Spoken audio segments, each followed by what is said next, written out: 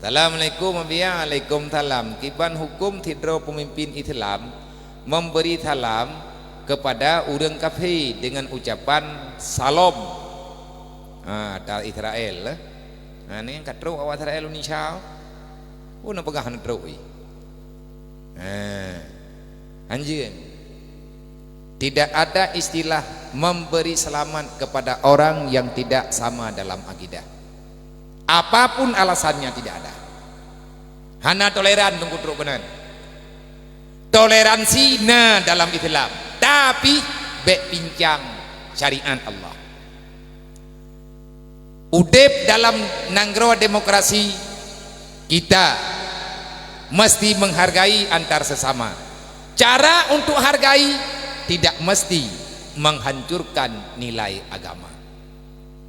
Man salomnya pu salam man bahasa Yahudi salam yang tujuan kan salam pun dia buat salam mengaji dia kira assalamualaikum ke kafir hanya dau tha te harium lo kan dau tha pura-pura harium kah apa ya habis salam mengaji tak berjara mentang ataupun dah salam mentang nyen pi salam ngurang kafir menya tak yakin jara waji hanan aji menya kafir nyen jara wai bulut bali mana the anjat salam mengaji